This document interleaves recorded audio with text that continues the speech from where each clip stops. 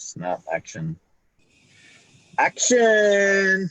And welcome to Morning Minutes with myself, Michael Burgio, and Mark Novak.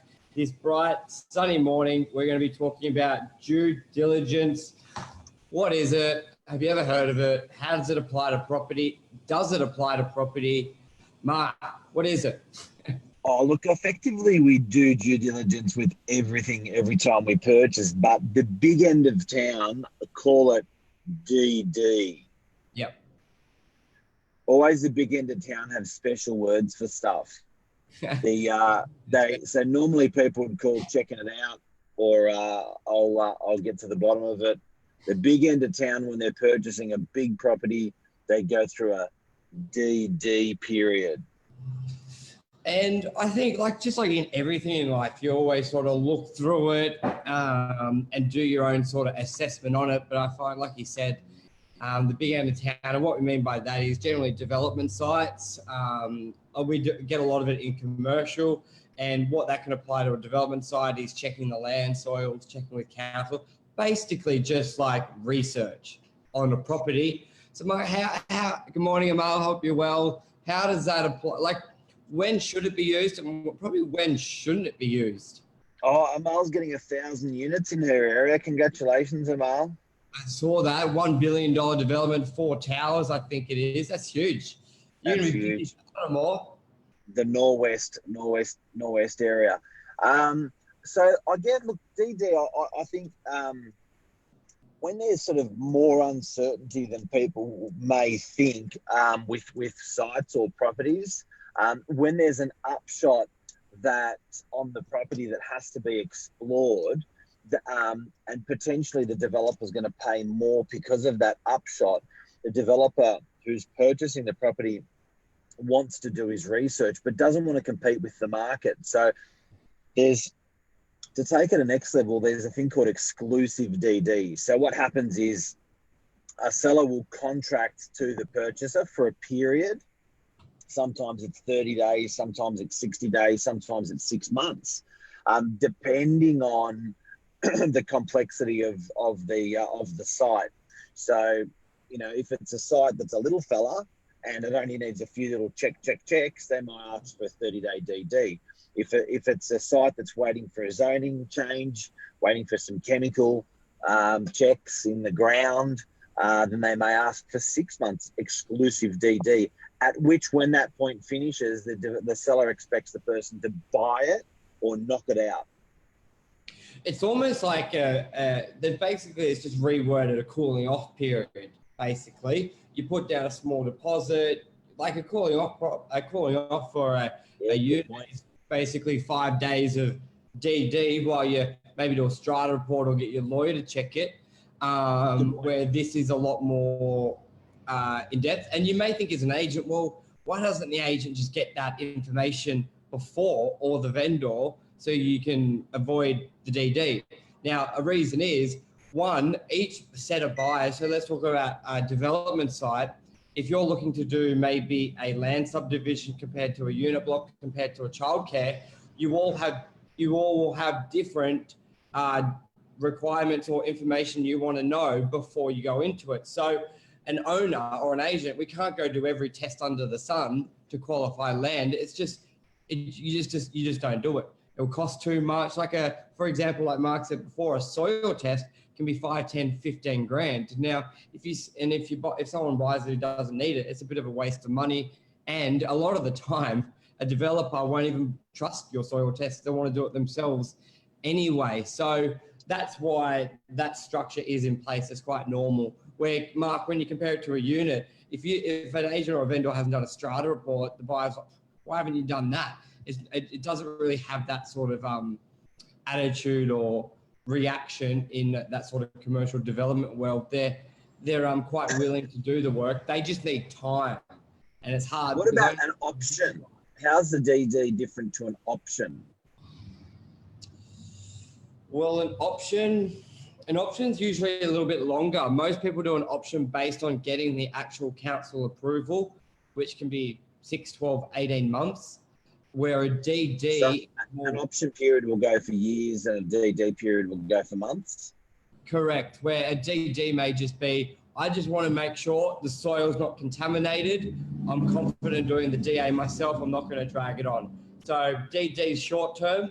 An option agreement is long term, pretty much sees you all the way through to the council gives it approval. That would be the big difference between DD, due diligence, for a development or any purchase compared to an option agreement. Your deposit may be the same. And probably the diligence period is like, we know we're not going to get anything definite or finite, but we just want to check shit out. But with an option, it's like we want definity and we want something finite. And if we can get that, we will pay that. So I think that's how due diligence differs itself from option. And, that's why you need that longer period. So back to due diligence, what's a property that you had due diligence on, Michael?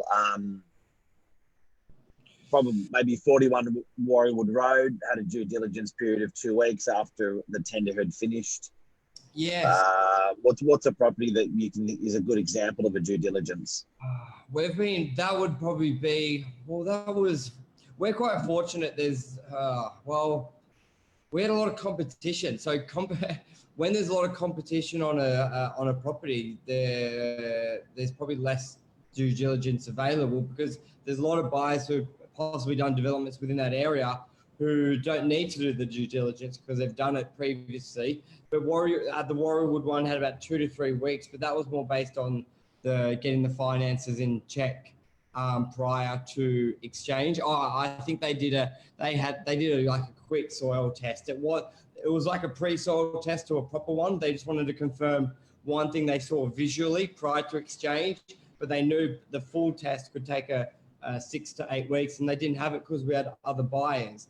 But as I'm dealing with a lot of developers all the time and hearing about what they're doing with other sites, it's quite normal to be in a 2-month DD. Really, for most of it comes around the soil and the earthworks around it. I know in Warrior and liaising with council as well, because just to book into council to get in front of them is for a pre-DA is about 3 to 4 weeks, just to let them hear what you say to get their opinion. So a lot of that is based on that, around that type. So for anyone who just tuned in, we're talking about what is a due diligence period and what it means in real estate in the marketplace, as opposed to a cooling off, as opposed to a option. Cooling off is probably more the residential short 5-day thing. The option is more, if we can get this zoning, then we will pay that price, and now give us an option period in order to try to get this done. So get going a year or two. Now, I'll tell you what really grinds my gears. Like, obviously dealing with the commercial, I get due diligence, I understand it, I know when it's necessary. Now, when you're selling like a strata shop and someone throws out to you, I need a 30-day DD, that instantly like unqualifies you. One, it's not the right terminology for that type of purchase, and it's just not necessary. Like for that type of realm, price point type of property, to be a qualified buyer, it's like and the reason thing that annoyed was for unqualified them to say you're a qualified buyer, finance approved, all this, and then you need a 30-day DD, you're not a qualified buyer, because one, that's like, it's just taking something that using a large scale negotiation into this to make it sound, I don't know, sound that you're more seasoned, but if anything, it does the quite opposite. Like you don't, DD is for those type of works on a property to buy. Now, being a good buyer don't get me wrong, you need to do your own due diligence when you're looking to buy a unit, research in the area, or a strata shop, or anything in that type of vicinity or style of property. But try and get an exclusive use for DD, that's like telling me you've walked into a suburb, know nothing about it, you want to buy a property, but you know nothing about the area. That's just, I don't know, Mark. It sort of just was like, do you even know what you're looking for? What DD? Well, it could be like a cliche mistake, or like a typical mistake where, someone, like sometimes you sort of got to watch your terminology, because as Yeah, true. like, because as an agent, you don't sort of want to look like a hero or be a hero, and that sort of thing. So I think that it's like, I guess, walking into a fancy restaurant and saying, "Can I have a champagne?" And they go, "What?" You get champagne. You go, "What?" And you're trying to say champagne because you've read it, but you've never said it, and you're in a fancy restaurant. Straight away, the waiter's going to go, "Fuck, this guy doesn't know what I'm talking about." So it's the same thing with property. Like, if you can get your terminology right, like I think sometimes you can look at it, sort of puts a bad taste in people's mouths. So I guess giving people that today, that terminology with how to use the word cooling off, how to use particularly what is due diligence, and then what is an option. It just makes you a bit more fluid in a negotiation or when you're looking at properties. So how would, like, for the point of view for agents out there, myself, the buyer comes up, like, how would you sort of word it? Like, a 30-day due diligence for a strata shop when they've got their, like, what I said to them I sort of said, so what information do you need to make your decision? Like, how can I help? And they're just like, they couldn't really give me an answer. It's almost like they read it in a book. We need 30-day DD. Because I'm like, what do you need? Do you need recent sales? Do you need yield comparisons? Do you need cap rates? Like, what do you need? You said you got your finance approved, and like, I don't get it. So you're just gonna walk around the suburb for 30 days and just see if it looks and feels good. Like, and also then how do you pre-frame it? Like, that's what you do before you really make the offer, sort of thing. You ready, like I said before, a strong offer is when you put it on a contract, not make an offer and then subject to DD. It makes the owner think you haven't even looked at the property. Do your DD first. But correct me if I'm wrong, but these are life skills. For you to be able to know how to bloody use cutlery, or for you to know how to, property terms. I think that you will reference this stuff at one time or another around a barbecue, dinner table with your kids, with your parents. I think it's handy knowing, what is, cool off, what is option period, what is DD. Important to know. I think it could also be, could also, even when you've got, I suppose, if I sort of assume most agents wouldn't be too forthcoming with information sharing. So a lot of buyers would sort of be very skeptical, and they just need a bit of time to recoup. So in your opinion, like, but then again, should you be doing that sort of due diligence prior to putting it out there? I just think it really unqualifies the buyer. So in my view, it's fair enough. You've got to do it. You're not buying property with your eyes closed.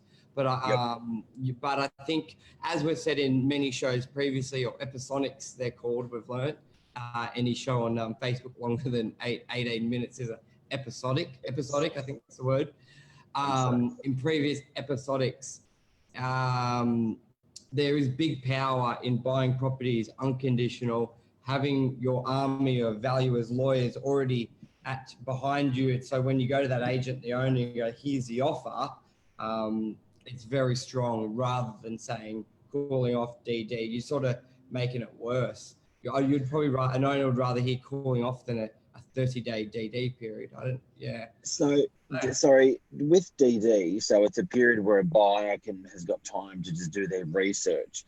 Is DD always exclusive, or sometimes is it non-exclusive? Well, it should be exclusive. It is a proper DD is exclusive. It's a cooling off period. Reality is, now look at cooling off, deposit paid. So does someone pay for it? Does someone pay for a DD period? Yes, deposit paid, goodwill, good faith. Generally, it's non-refundable. It's a good faith deposit. It can be structured in many ways, depending. But money's paid. It's exclusive. There should be a term sheet, heads of agreement paid. Now, what really frustrated me was the DD people were asking. They're not even asking for an exclusive. It's almost like they just want to hear they've got it, but there's nothing contractually bound. So it's not even worth anything. So an owner can just say, yeah, you've got it. There's your 21 DD starting now. Like, from a buyer, and it's not really even a real commitment from the seller. It's just, yeah. So remember, guys, if you're asking things, you got to know what you're asking, what it means. So that vendor could go, okay, you've got your 21DD, sell it to someone else. You get the shits because you've done work, but you haven't entered into any agreement. It's not binding. A proper exclusive use is binding, because if you're spending 10, 20, 30 grand on soil testing, you don't want them to sell it to someone else tomorrow. So that's a proper exclusive use. If you're not paying money and a contract's not being signed, just like a calling off, it's a nothing period. So why ask for it? So if we're you do get due diligence in residential property. So if a first-time buyer is buying a one-bedroom unit, they do get time to do their research on that property, strata search, bank valuation, finance, but it's called a cooling off period. So it's termed differently. Yes. And that's actually in the contract already. That cooling off is already pre-written into every contract in New South Wales. So it's a 5-day cooling off that's pretty standard. Now, something that a lot of people don't know is commercial properties don't have that standard contract in that standard clause in the contract is automatically waived if it's not a residential property. And so because it's automatically waived, that 5-day cooling off period, it then triggers what we're talking about today, which is a due diligence period. You know what? I was just thinking there. Great tip to agents out there, and if you're looking to buy. Now, be transparent with what due diligence you need, and I think that will hold a bit of weight. So instead of saying, I need to do due diligence, when really you know what you need to know before it makes you comfortable to buy that property, and it may be a strata report, it may be checking with your broker, it may be a combination of both.